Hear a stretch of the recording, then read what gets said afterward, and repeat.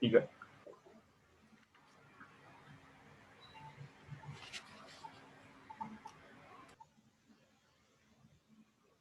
Ya, halo teman-teman semuanya. Assalamualaikum warahmatullahi wabarakatuh. Nah, pada hari ini kita akan belajar nih mengenai akuntansi tabungan. Bisa di next.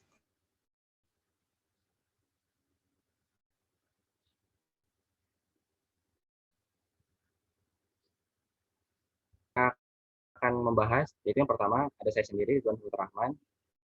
Selanjutnya ada Muklas Nuradiansa. Dan selanjutnya ada Reza Ramadan. Dan juga ada Aditya Pratama.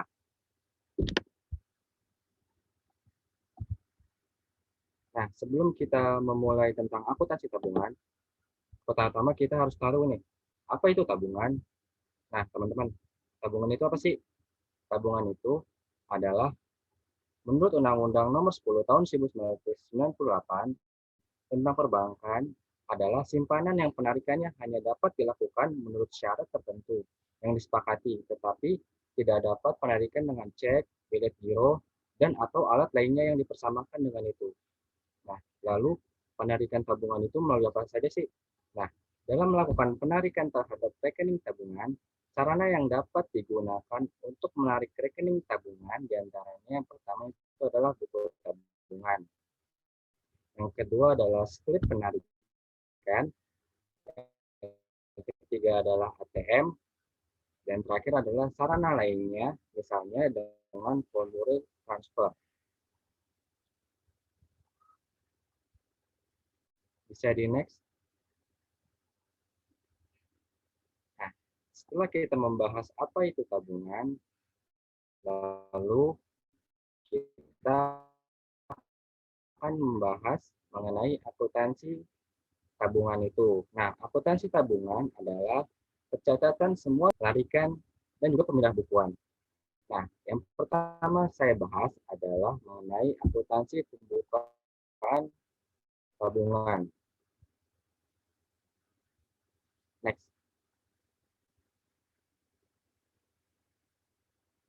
Nah, di dalam akuntansi pembukaan tabungan, di sini ada ilustrasinya nih teman-teman. Nah, ilustrasinya adalah pada tanggal 6 Mei 2006, Ira membuka sebesar 1 juta rupiah. Nah, bagaimana sih jurnalnya? Jurnal yang dibuat oleh Bank Bima Surabaya, yaitu kas pada tabungan Ira. Kenapa kas pada tabungan Ira? Karena Bank Bima Surabaya mendapatkan uang tunai, setoran tunai ini sebesar 1 juta rupiah dari Ira. Dari itu, Bank mendapatkan 1 juta rupiah di dalam jurnalnya dan mengkreditkan tabungan Ira. Nah, itu adalah merupakan contoh akuntansi pembukaan tabungan. Nah, teman-teman udah pada tahu kan gimana caranya menjurnal pembukaan tabungan itu? Oke, selanjutnya kita akan membahas tentang topik selanjutnya.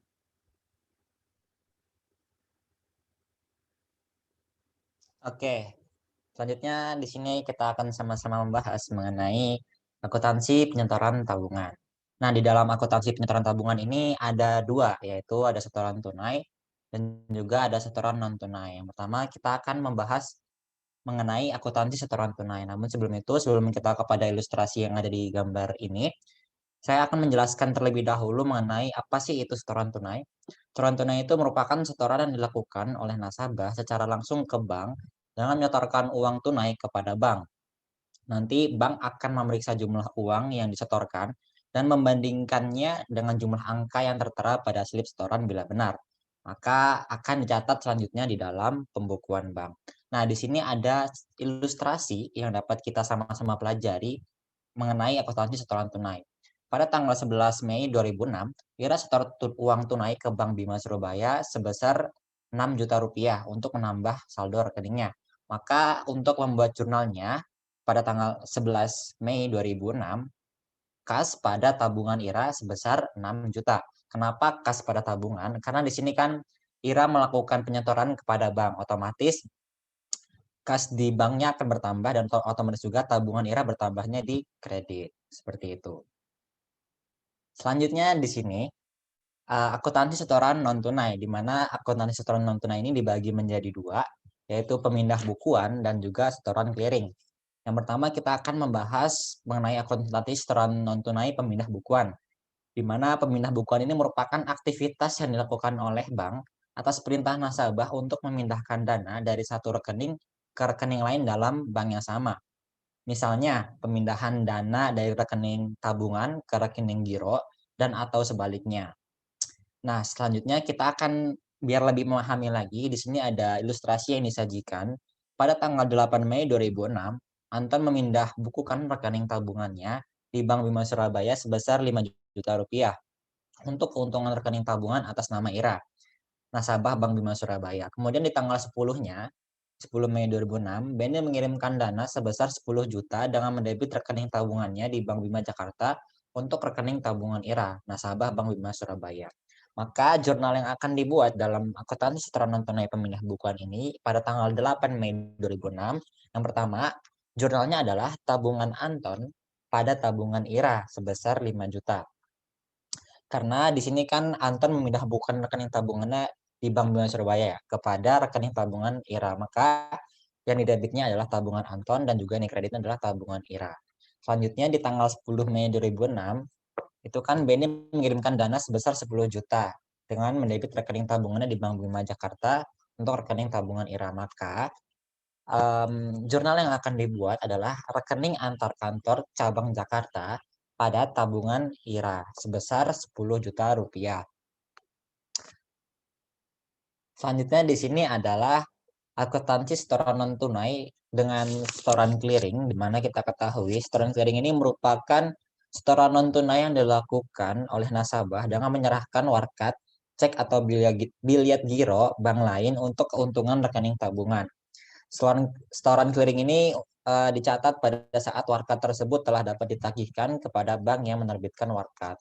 Maka di sini ada ilustrasi yang dapat kita perhatikan bersama-sama untuk kita memahami lebih lanjut lagi mengenai akuntansi setoran non tunai setoran clearing, yaitu pada tanggal 11 Mei 2006 kira setor biliat giro yang diterbitkan oleh Bank Mandiri Surabaya senilai 10 juta dan hasilnya akan dikreditkan ke rekening tabungan atas nama Ira di Bank Bima Surabaya.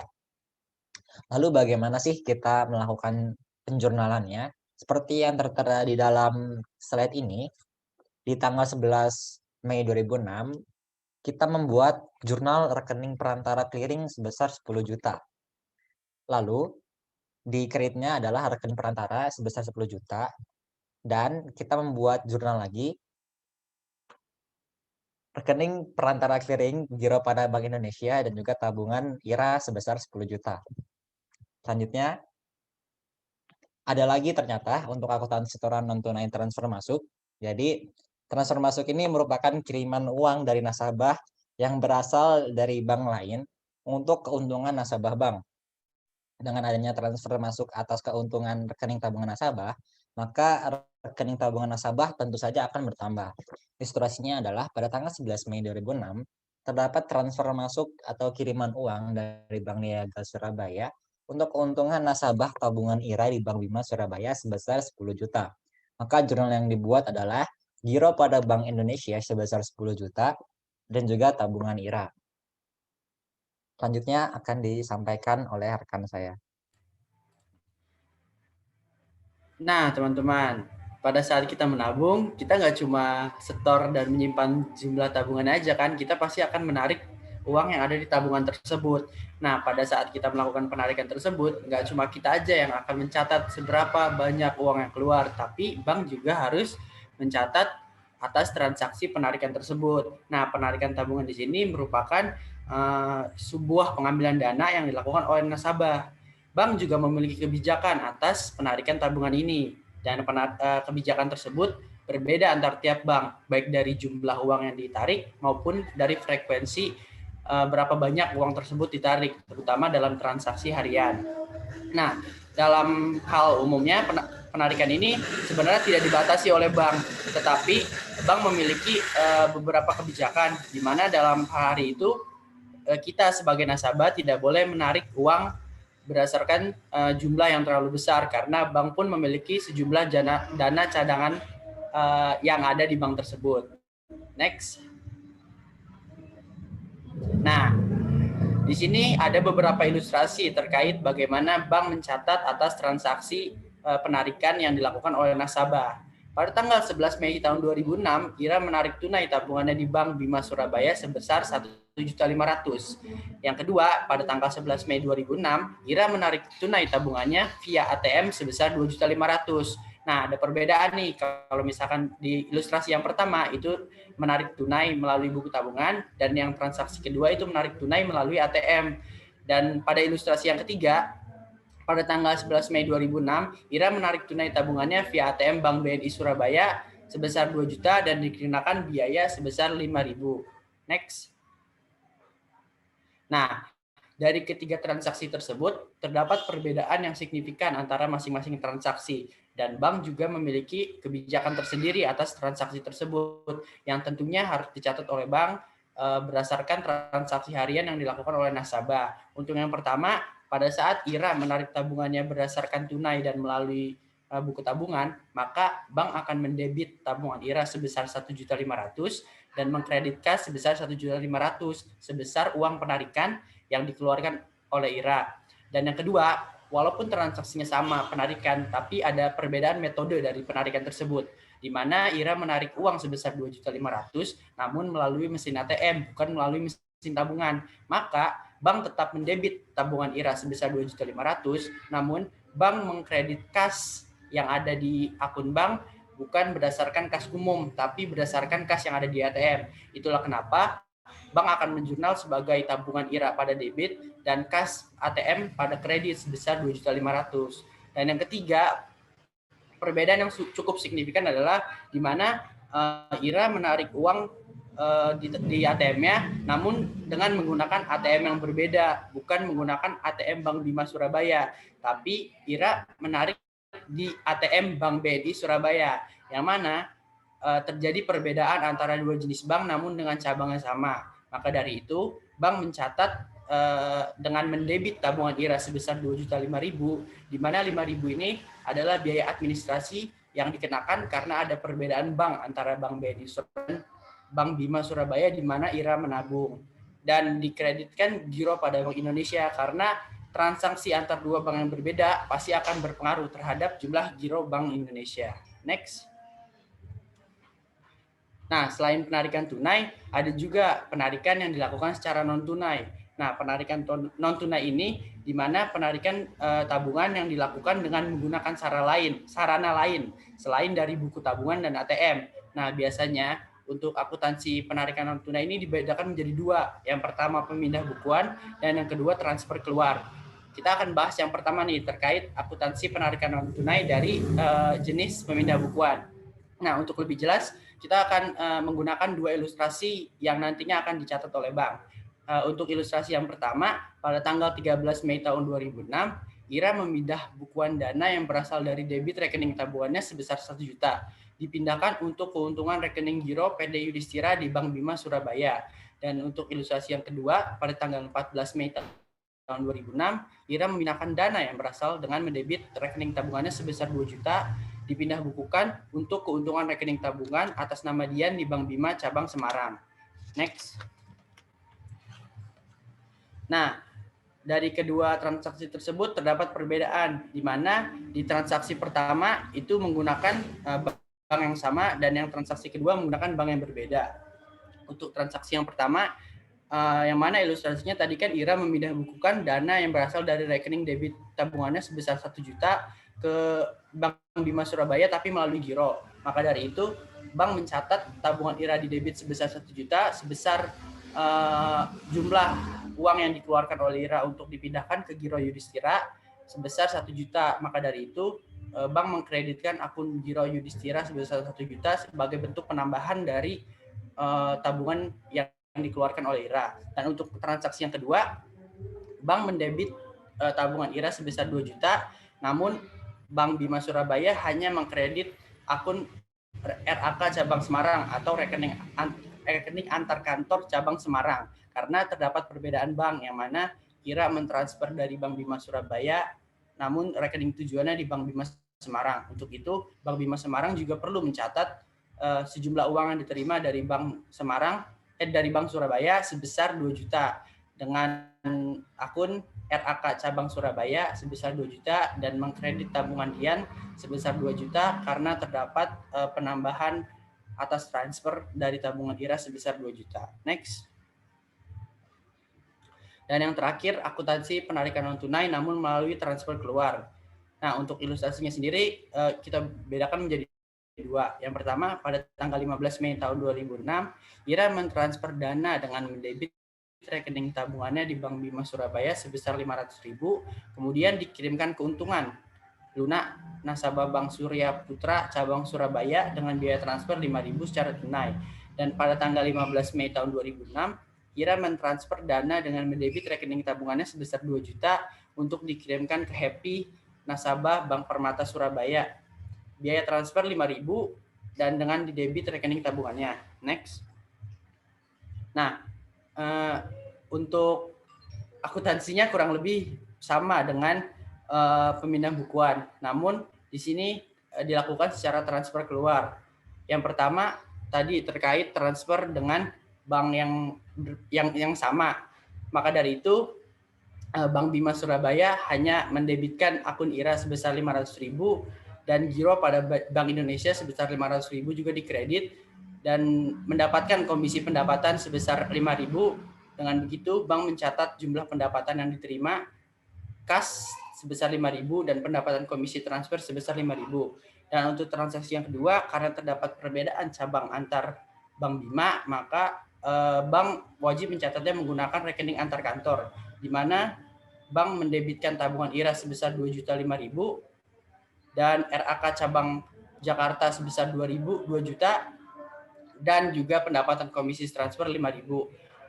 Karena transaksi antar cabang terjadi, maka dari itu Bank Bima Jakarta juga perlu mencatat atas uang yang diterima dari Bank Bima Surabaya dengan mencatat RAK cabang Surabaya di debit sebesar 2 juta dan giro pada Bank Indonesia sebesar 2 juta. Jadi terdapat perbedaan antara transfer ke bank lain dalam wilayah clearing yang sama dengan transfer ke bank di luar wilayah clearing yang sama. Bila transfer dilakukan dalam wilayah clearing yang sama, maka transfer tersebut akan berpengaruh pada akun di giro pada Bank Indonesia.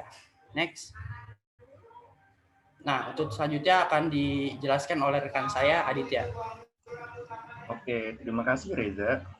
Nah, setelah teman-teman semuanya mengetahui tentang materi kita hari ini, yaitu berkaitan dengan tabungan, yang terakhir kita akan belajar tentang bunga tabungan, di mana bunga tabungan ini, di mana pemegang rekening tabungan akan mendapatkan imbalan berupa bunga, di mana bunga tabungan dapat dihitung dengan berbagai metode. Di antaranya nih, seperti metode saldo terendah, rata-rata harian, dan terakhir menggunakan metode harian. Selanjutnya, nah, untuk lebih memahami tentang bunga tabungan, di sini ada ilustrasi mengenai perhitungan bunga tabungan, di mana saldo rekening tabungan IRA per 31 Maret 2006 sebesar 10 juta. Bunga bulan Maret setelah pajak 100.000, transaksi yang terjadi di Bank Bima Surabaya pada bulan April 2006 sebagai berikut. Yang pertama nih, tanggal 1 April 2006, IRA setor tunai sebesar 5 juta dan mendapat kiriman uang dari PT Bank Bima Cabang Malang sebesar 3 juta. Kemudian, pada tanggal 6 April tahun 2006, IRA menarik tunai tabungannya sebesar 2 juta. Kemudian, tanggal 11 April, IRA store cek yang diterbitkan oleh Bank Bima sebesar 1 juta. Dan untuk keuntungan rekening tabungan IRA, cek tersebut efektif pada hari ini. Kemudian, pada tanggal 21 April 2006, IRA menerima kiriman uang dari bank lain sebesar 5 juta untuk keuntungan rekening tabungannya. Dan pada tanggal 28 April, debit rekening tabungan untuk membayar angsuran kredit sebesar 2.500.000. Dan pada tanggal 30 April 2006, beban administrasi ATM sebesar 5.000. Dari transaksi di atas, bunga pada bulan April 2006 sebesar 10% per tahun dan pajak 20%. Maka besar tabungan IRA adalah, selanjutnya, nah, berikut adalah jurnal yang dibutuhkan untuk transaksi di atas adalah sebagai berikut. Pada tanggal 10 bulan 4 tahun 2006, maka pencatatan jurnalnya adalah kas pada tabungan IRA sebesar 5 juta, kemudian RAK pada cabang Malang pada tabungan IRA sebesar 3 juta. Kemudian pada tanggal 6, jurnalnya adalah tabungan IRA pada kas sebesar 2 juta. Kemudian pada tanggal 11, rekening giro pada tabungan IRA sebesar 1 juta.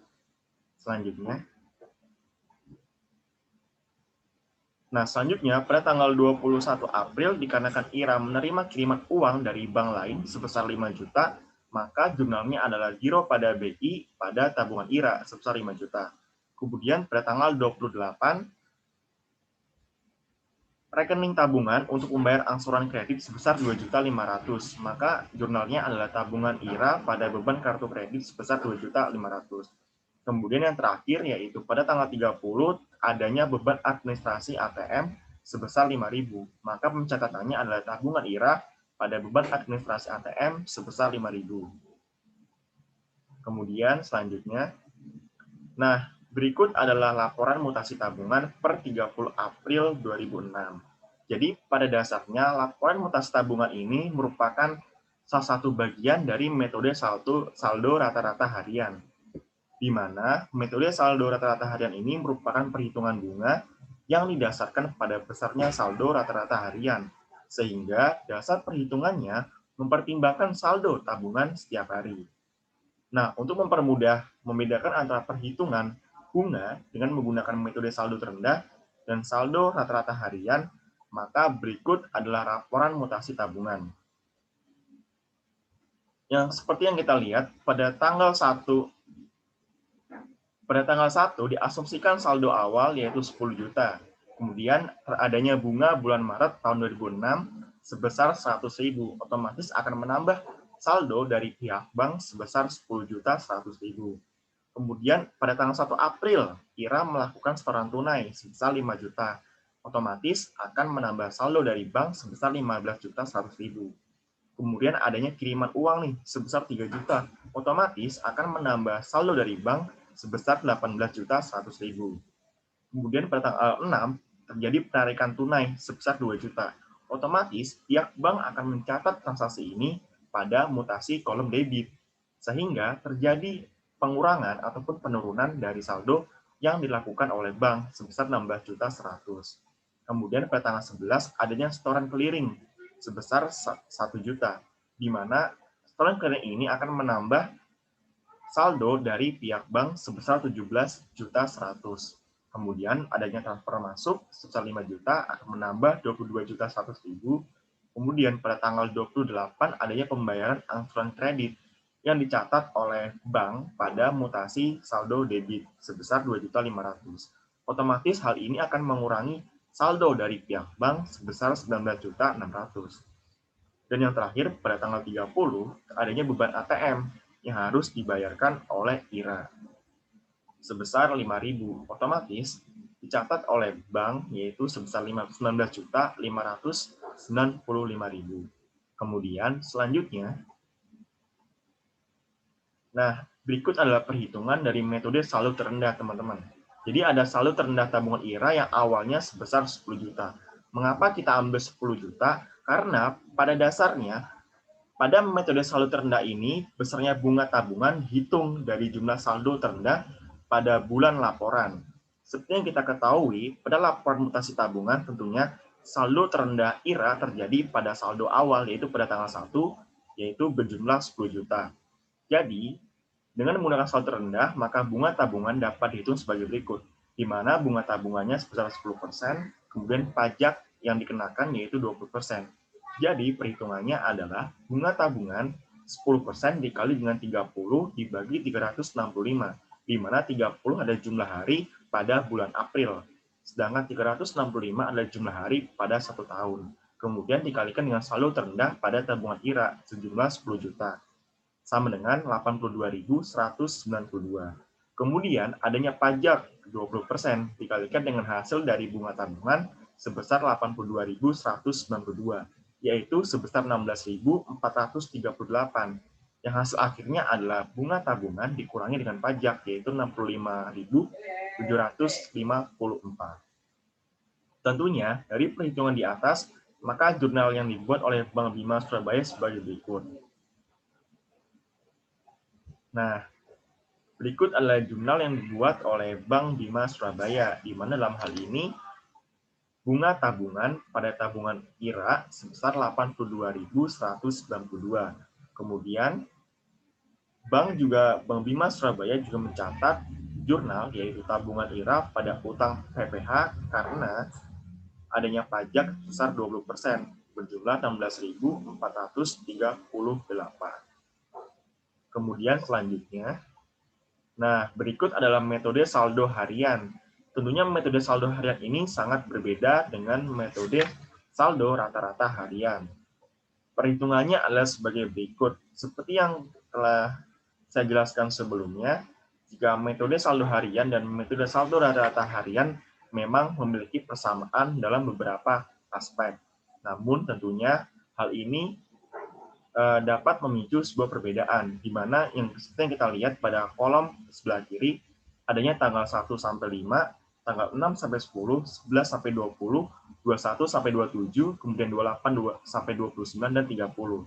Di mana perhitungan hari ini didasarkan atas dasar transaksi yang dilakukan, di mana pada tanggal 1 April 2006 IRA melakukan transaksi, kemudian IRA baru melakukan transaksi lagi pada tanggal 6 April.